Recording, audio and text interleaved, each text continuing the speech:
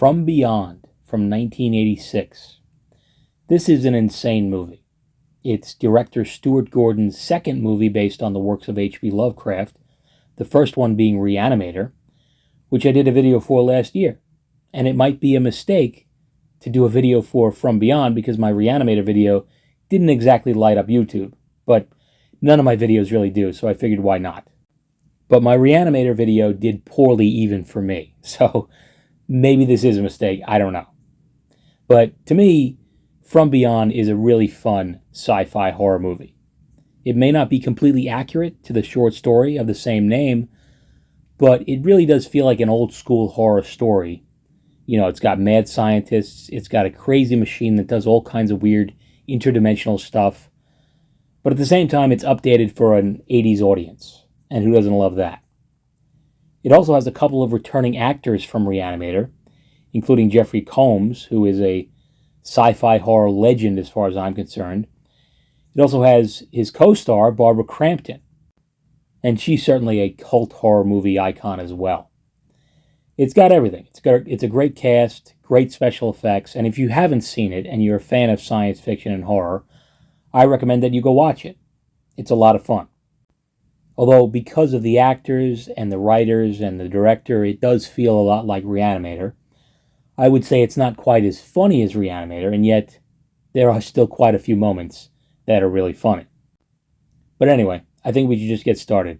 From Beyond from 1986, directed by Stuart Gordon, starring Jeffrey Combs, Barbara Crampton, and Ken Foree. The movie opens up in a strange, secluded-looking house. Good setting for a classic horror story. And Dr. Crawford Tillinghast is introduced. He's working on an experiment with some sort of machine called a resonator, and he gets attacked by some kind of floating interdimensional eels. I hate it when that happens. So he runs and he wakes up Dr. Edward Pretorius. Crawford is sort of Pretorius's scientific apprentice. So they examine the machine, and Pretorius wants to see for himself. He turns it on, and it's making a lot of noise because some old lady with her dog decides to call the cops. Her dog also runs off and heads towards the Pretorius house. She runs into the house looking for it, and it's a whole fiasco because something horrendous is happening to Pretorius. We only know this because Crawford is running out of the house like it's on fire, and he's struggling to get past this weirdo woman who's in his house. He makes it outside and gets arrested by the police. I don't know why. They're not aware of any crime other than perhaps disturbing the peace, but it turns out that Pretorius is in the attic without a head, and the dog is licking it, so that's nice. So Pretorius is dead, and Crawford is being blamed for it. They take him to a psychiatric hospital, and after the opening credits, psychologist Dr. Catherine McMichaels is introduced. She's working with the police to determine the sanity of Crawford Tillinghast as it pertains to the murder of Dr. Pretorius. And I love her giant 80s glasses. I mean, she's not going to miss a thing with those glasses. So they meet with Dr. Block, who is sort of running this mental ward, and most of her patients are schizophrenic, and she assumes that Crawford is too. But they want Dr. McMichaels to make that determination. So she meets with him, and he talks about how he assisted Dr. Pretorius in the experiment. Their goal was to stimulate the pineal gland with a resonant vibration. Pretorius believed it was a dormant sensory organ like a third eye. McMichaels says that's not a new theory, and Crawford says it's no longer a theory because they proved it. He says we saw them, creatures swimming around in the air. Normally we can't see them, and they can't see us, but they're there all the time. And as a result, he said he had to destroy the resonator, which he apparently did before he ran out of there. And Crawford goes on to explain what exactly happened to Pretorius, and he says this. It ate him, bit off his head, like a gingerbread man. Crawford! So, I mean, that's pretty intense. And obviously he proclaims his sanity. Dr. Block thinks he's out of his gourd, though. But McMichaels wants to run a CAT scan on him. And they discover that his pineal gland is oversized. Good for him. And at first, Dr. Block thinks it could be a tumor. But McMichaels insists that it's his pineal gland. Why a psychologist knows this and a brain surgeon doesn't, I'll never know. And McMichaels decides that she wants to recreate the Pretorius experiment. Everyone tells her that's ridiculous, but she thinks it could lead to something important. So Crawford is released into the custody of McMichaels, and a police sergeant is assigned to them. His name is Bubba Brownlee, and he's played by the legendary Ken Faree, who you might recognize from a little movie called Dawn of the Dead. And Bubba used to play pro football. That's not going to be relevant here, but he says it as though it will be. So they go to the Pretorius house. It's clearly a model from the outside, but I love it. It only adds to the weirdness. It feels like something out of a Tim Burton movie. They go inside. They find Pretorius' sex dungeon. He was into some weird shit. Bubba plays one of his fetish tapes, and it's more than a little disturbing. And in the attic, they find the damaged resonator. And Crawford talks about Pretorius and how he would bring women here, and it would always end with screaming. So clearly this dude was already a monster even before a monster ate his head like a gingerbread man. And Crawford manages to repair the resonator, and as he prepares to turn it on, he warns McMichaels and Bubba not to move while it's on, or they may see them. So it's kind of like a Jurassic Park T-Rex situation. So he turns it on, and they get turned on. They all start feeling horny. Some weird lights start flashing, and they see the floating eel-like creatures. And one of them bites Bubba.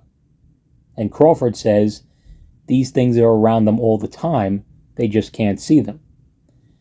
And then they start hearing Dr. Pretorius' voice, and he shows up, and he seems to be completely intact, although he is nude, so that's a little strange. And he says he didn't die, he just passed beyond. Crawford can't really believe his eyes, so Pretorius says, "Touch me if it pleases you." It wouldn't please me, but to each their own, I guess, because Crawford goes for it. He touches his shoulder, and it turns out to be made of some kind of Play-Doh. And then he rips his own face off. How exciting is that? And he says it's just flesh. Bodies change. Listen, bodies do change. It's true. But I don't think they're supposed to change this much. You better switch moisturizers, because whatever you're doing is not working. And then this happens.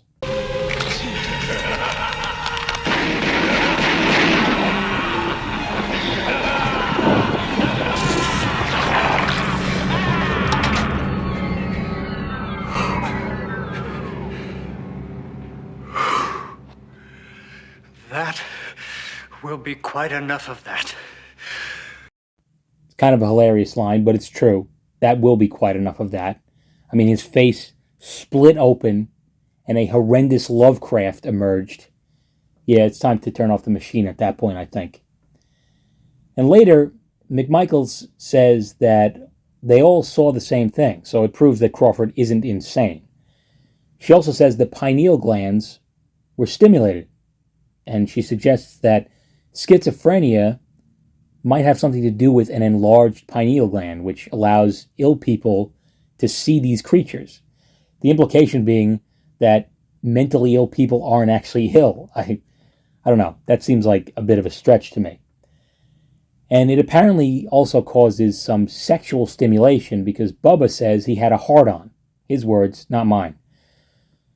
But does that make sense? Does the pineal gland have anything to do with that sort of thing? I thought that was the pituitary gland, right? But what the hell do I know? That's not sarcasm, by the way. I really don't know. Anyway, McMichaels wants to repeat the experiment. She seems obsessed with this now, and she thinks it's a significant breakthrough. She says that her father spent the last 15 years of his life in an institution, and she thinks this could lead to a cure for so many others. I'm not sure why she thinks that. If anything, this device seems to amplify mental illness, not cure it.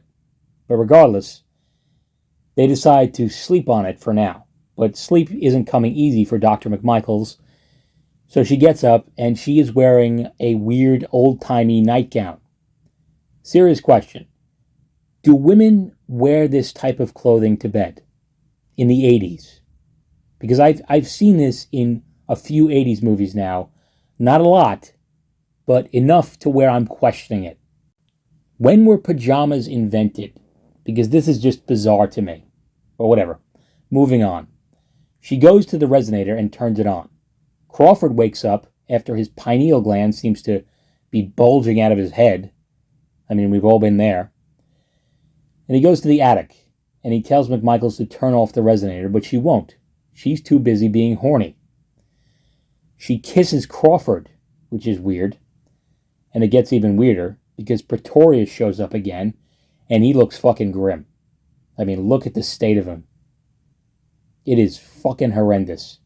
And he thinks it's great. He thinks he looks fantastic. Get this guy a mirror, please. Anyway, he grabs McMichaels, and it's not enjoyable. He's groping her with his weird interdimensional sausage fingers.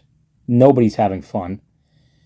Crawford runs downstairs to try to turn off the circuit breaker, to turn off the machine, and he's tackled by a nearly naked Bubba. Interesting choice of underwear. Again, does anybody have pajamas? And Crawford gives Bubba the abridged version of the situation, and they both head downstairs. And a Shai Hulud is waiting for them. I mean, what the fuck is this thing? Who knows? And in the attic, McMichaels asks what Pretorius is going to do to her. And Pretorius says this. What are you going to do to me? I'm going to kiss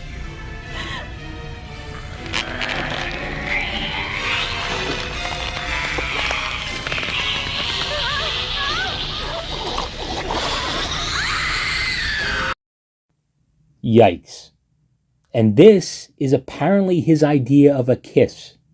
It was only a kiss. How did it end up like this? And Bubba runs into the kitchen and grabs a knife, which is funny because he definitely has a gun. We saw him shooting it a few minutes ago. But whatever. I guess he would rather use a knife. And he heads downstairs and he stabs the graboid like a maniac. It doesn't really work because it's still eating Crawford.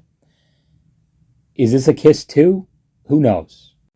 Thankfully, Bubba manages to pull the plug, the resonator turns off, and Pretorius and the monster disappear. Crawford falls to the ground and he has no hair, which is strange. I mean, McMichaels still has her hair, but I suppose she was, quote, being kissed by a different monster. So Crawford remains unconscious, and McMichaels tells Bubba that she thought she could control the resonator.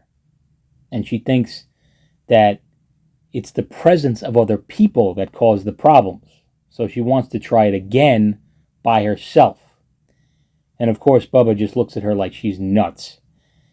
And he tells her to get packed because they're leaving.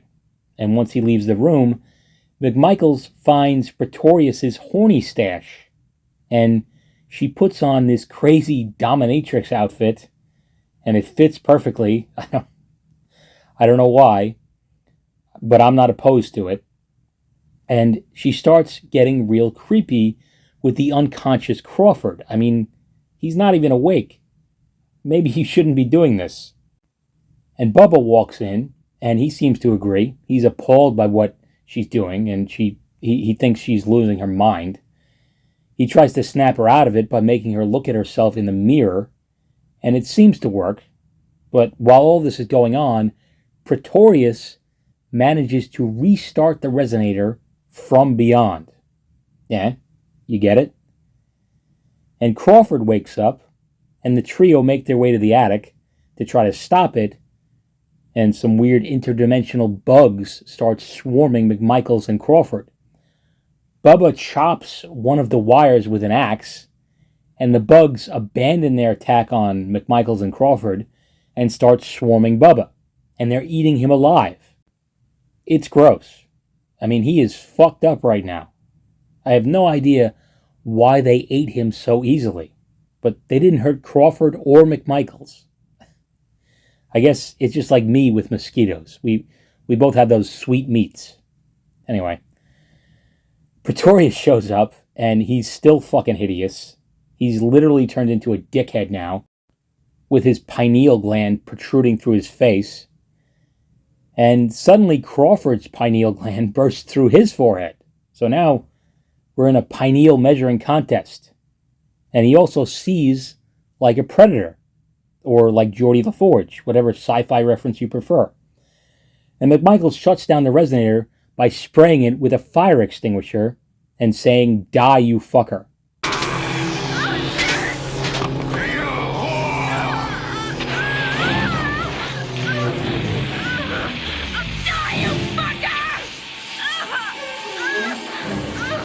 Classic. So, Bubba is dead, and at the hospital, they're blaming all of this on Dr. McMichaels.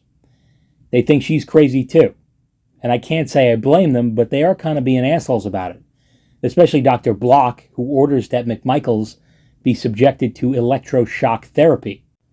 And the only reason she does this is because she doesn't like Catherine McMichaels. And while that's happening, Crawford wakes up. He sneaks out of his room and starts eating some vegetables, and he doesn't like it. Maybe that's the problem. Maybe he's not getting enough fiber or something. I don't know. And Dr. Block finds him chowing down on some brains. This is really not good.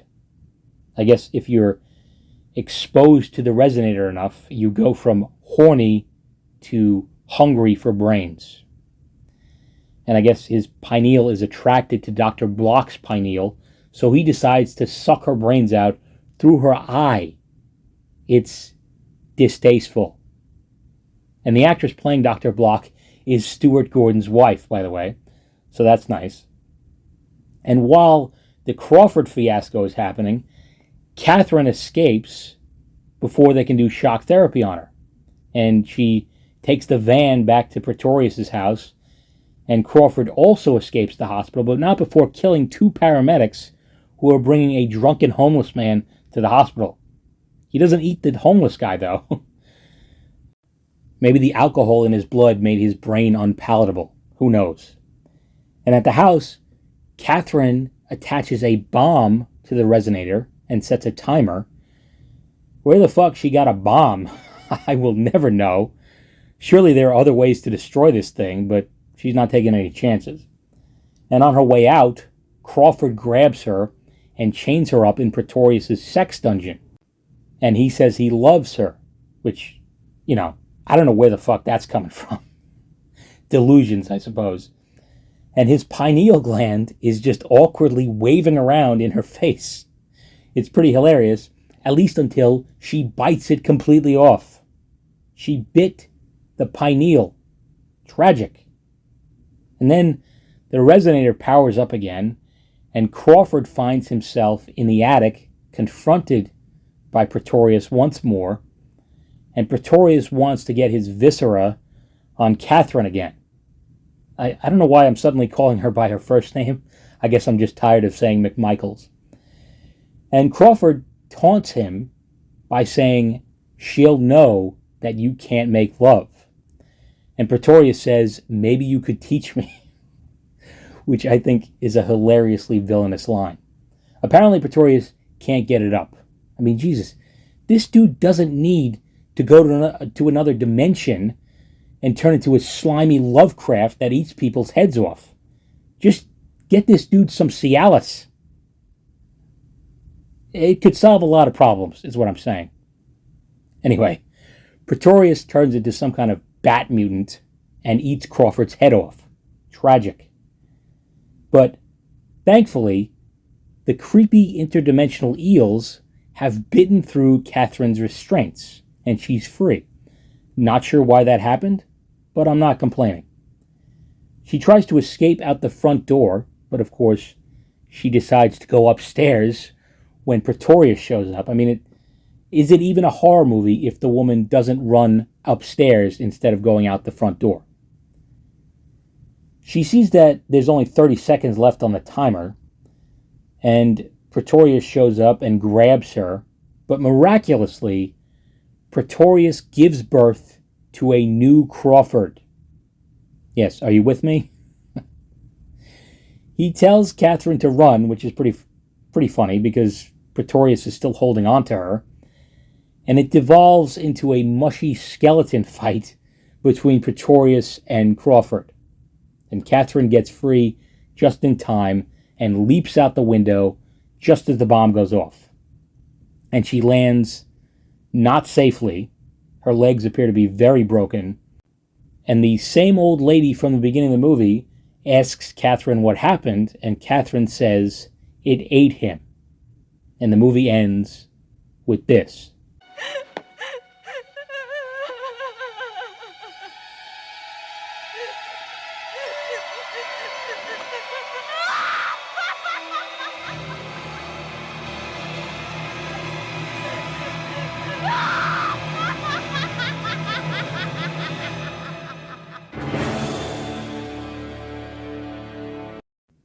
They don't call them Scream Queens for nothing. And I gotta wonder, is that dog the same dog from Silence of the Lambs? Because I know that dog has, famously has a filmography of all the hits, and I just wonder if it's the same dog. Who knows? I should probably look it up, but I won't. And yeah, that's the movie.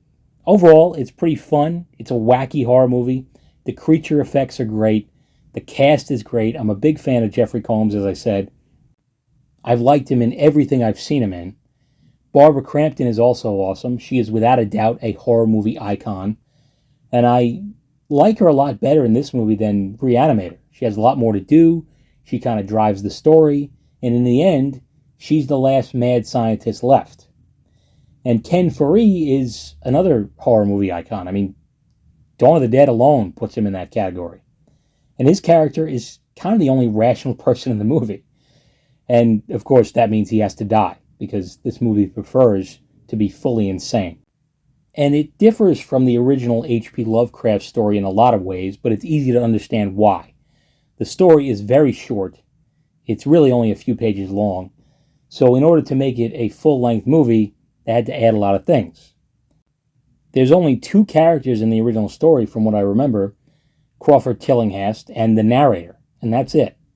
And it's easy to understand why they would pick this story to do a movie on, because it's probably one of the more filmable Lovecraft stories. H.P. Lovecraft kind of describes things in his stories as indescribable. So, it's pretty tough to make a movie about that sort of thing. And this, of course, wouldn't be Stuart Gordon's last H.P. Lovecraft adaptation, but I think it's probably his last really good one. But he would still go on to direct some other great horror movies like Dolls and Castle Freak. The latter of the two, once again, stars Jeffrey Combs and Barbara Crampton. He loves those two, and so do I. But anyway, I should probably wrap this up. If you've seen it, let me know what you think of From Beyond, and until next time, take it easy.